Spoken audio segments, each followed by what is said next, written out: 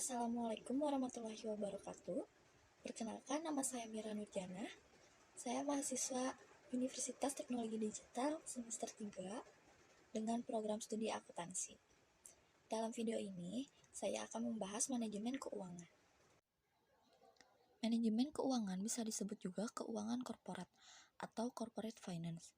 Manajemen keuangan berfokus pada keputusan yang terkait dengan jumlah dan jenis aset yang akan diambil, cara memperoleh modal yang dibutuhkan untuk membeli aset, serta cara menjalankan perusahaan sehingga dapat memaksimalkan nilainya. Tujuan utama manajemen keuangan adalah memberikan arahan kepada organisasi untuk memaksimalkan sumber daya yang ada secara efisien untuk meraih tujuan. Manajemen keuangan memiliki 5 fungsi utama, yaitu 1. Perencanaan keuangan planning, 2. Perencanaan anggaran budgeting, 3. Pengendalian keuangan controlling, 4. Pemeriksaan keuangan auditing, 5. Pelaporan keuangan reporting. Dalam menjalankan fungsinya, manajer keuangan perlu mengetahui bentuk dan isi laporan keuangan tersebut. Laporan keuangan umumnya terdiri dari 1. Laporan posisi keuangan. Laporan ini terdiri dari aset, liabilitas, dan ekuitas. Yang kedua ada laporan laba rugi, yang berisi seluruh pendapatan perusahaan dan biaya-biaya serta beban-beban yang ditanggung oleh perusahaan. Ketiga, ada laporan arus kas. Laporan ini menunjukkan naik turunnya kas perusahaan. Lalu terakhir ada laporan ekuitas pemegang saham. Pada laporan ini kita dapat mengetahui ekuitas yang dimiliki setelah penambahan dari laba yang didapat atau pengurangan karena kerugian. Dari laporan tersebut, manajer keuangan perlu menganalisis rasio. Analisis rasio pada laporan keuangan ini dilakukan untuk menilai kinerja keuangan berdasarkan data perbandingan masing-masing laporan keuangan perusahaan. Rasio tersebut terdiri dari 1. Rasio likuiditas. Rasio ini memberikan gambaran kemampuan perusahaan untuk membayar hutang yang jatuh tempo dalam waktu 1 tahun. Penghitungannya ada 2, yaitu rasio lancar sama dengan aset lancar dibagi dengan liabilitas lancar, rata-rata industrinya 4,3. Rasio cepat sama dengan aset lancar dikurangi persediaan dibagi dengan liabilitas lancar, rata-rata industri 2,2. Yang kedua ada rasio manajemen aset. Rasio ini memberikan gambaran terkait seberapa efisien perusahaan dalam menggunakan asetnya. Penghitungannya ada 4, yaitu rasio perputaran persediaan sama dengan penjualan dibagi dengan persediaan, rata-rata industri 10,9.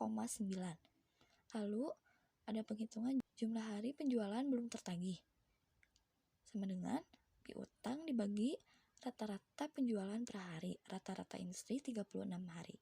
Selanjutnya rasio perputaran aset tetap sama dengan penjualan dibagi aset tetap neto, rata-rata industri 2,8. Lalu rasio perputaran aset sama dengan penjualan dibagi total aset, rata-rata industri 1,8. Ketiga, ada rasio manajemen utang. Rasio ini memberikan gambaran terkait cara perusahaan mendanai asetnya serta kemampuan perusahaan untuk membayar kembali utang jangka panjang.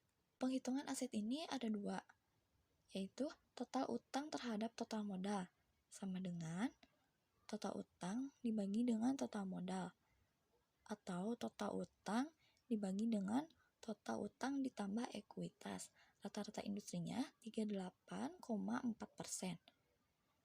Selanjutnya ada ratio times interest earned sama dengan laba sebelum bunga dan pajak atau EBIT dibagi dengan biaya bunga, rata-rata industri 6,0. Yang keempat ada rasio profitabilitas.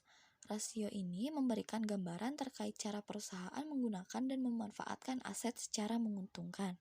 Penghitungannya ada 6, yaitu margin operasi sama dengan laba sebelum bunga dan pajak atau EBIT dibagi dengan penjualan, rata-rata industri 10,0%.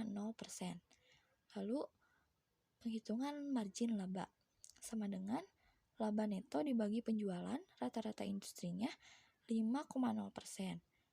Lalu penghitungan pengembalian atas total aset sama dengan laba neto dibagi dengan total aset, rata-rata industrinya 9,0%. Lalu penghitungan pengembalian atas ekuitas saham biasa sama dengan laba neto dibagi ekuitas saham biasa. Rata-rata industrinya 10,0%. Lalu penghitungan pengembalian atas modal yang diinvestasikan sama dengan EBIT 1 tahun sebelumnya dibagi dengan modal yang diinvestasikan total pada tahun itu. Rata-rata industrinya 10,8%. Yang terakhir ada penghitungan rasio kemampuan dasar menghasilkan laba sama dengan EBIT dibagi dengan total aset. Rata-rata industrinya 10,0%. Yang terakhir ada rasio nilai pasar. Rasio ini memberikan gambaran terkait opini investor tentang perusahaan dan prospek perusahaan di masa mendatang. Hitungannya ada dua, yaitu rasio harga terhadap laba per saham sama dengan harga per saham dibagi dengan laba per saham. Rata-rata industrinya 11,3%.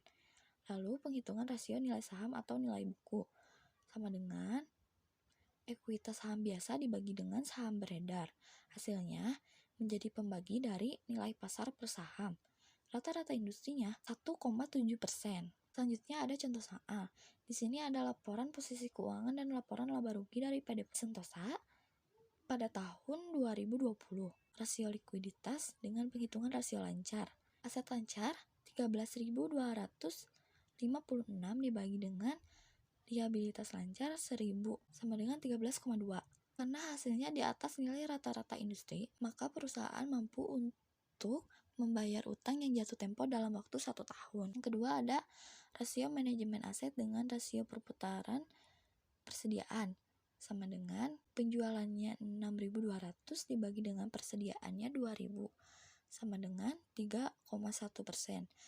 Karena nilainya kurang dari nilai rata-rata industri, maka perusahaan kurang mampu menggunakan asetnya dengan efisien. Selanjutnya ada rasio manajemen utang dengan penghitungan total utang terhadap total modal. Total utangnya yaitu 1.000 dibagi dengan total modalnya 19.256 sama dengan 0,052 sama dengan 5,2%. Karena hasilnya kurang dari nilai rata-rata industri, maka perusahaan kurang mampu untuk membayar kembali utang jangka panjangnya. Yang terakhir ada rasio profitabilitas dengan penghitungan margin laba. Laba netonya 1.352 dibagi dengan penjualan 6.200 sama dengan 0,219 sama dengan 21,9%. Karena hasilnya di atas rata-rata industri, maka perusahaan mampu menggunakan dan memanfaatkan aset secara menguntungkan. Sekian yang dapat saya sampaikan. Terima kasih sudah menonton video ini. Wassalamualaikum warahmatullahi wabarakatuh.